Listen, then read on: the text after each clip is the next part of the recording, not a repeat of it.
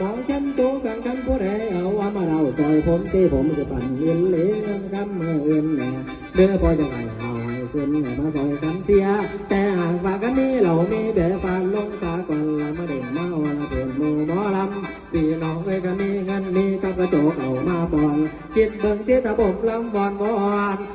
นอยู่บนเวทีจังปากจังลายขึ้นแล้วพอน้องเอ้ยน้องกระเบิ่งหัวป่าคอป่านขามาไต่เหตุจังใดเงินคำพาปวงขอตัวเด้อเจ้าฟ้าผมหลวงขอตัวคุณอาถึงจังบุญศรัทธาสร้างแจ้งสร้างมุงคิดเบิ่งน้อยตาเว้นพุงเจ้านี้ก่อยในก็คือหน้าถึงของยังคือเก่า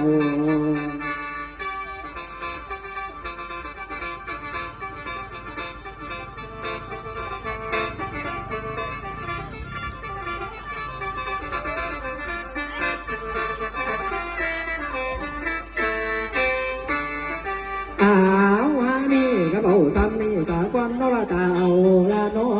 สัตว์เดวากันสันนั้นละพวกละมาบอกน้ำกะละบานไม่อันมาบอกน้ำกะละบานไม่เศร้าไทยละเพื่อนเราฟังกะละบอนเดินโอยนันนากันพ่อเก่าแล้วสัมตัวละฟ้อนแดงสู้แสดงไว้เหนื่อยไล่หน่อยคอยเสียกระเป๋าให้เป็นระบบบาลีลา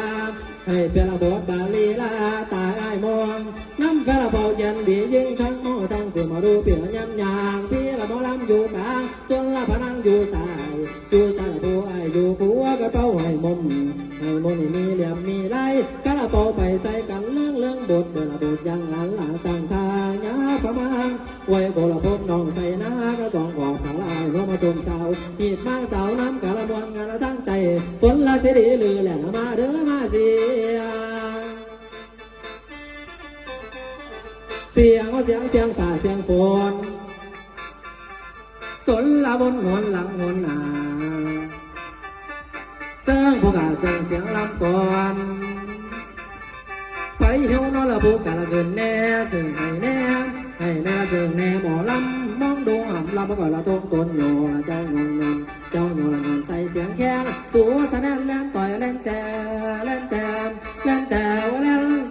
ต่อยให้แน่ต่อยทำให้แน่พวกเสียงแว่เพิ่นเดละปางนั่นละทองหูเต้นจังหวะเข้าผู้นี้มีอยู่หลายตอนให้คนนอนตกใจละตื่นมาตาแจงลังสัดแดงบทบางสันหนามาแข่งย้ายทำทรงหน้าแห่งได้มายิ้มใส่แ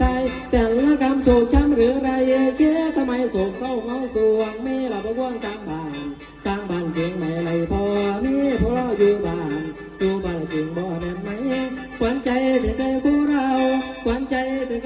รานั้นซ้ำโศกเศร้าเงาอยู่ทำไมตาดุตาใจจะได้สมปองของอายอย่างเก่งดีของพี่ก็ดีเหมือนกันละทุกส่วนละก็ดีตรงนั้นก็ดีตรงนี้ก็ดีของดีหมดเลยบอกเคยไหลมาลองเล่นขันได้เห็นของอายจากเธออย่างตะลุง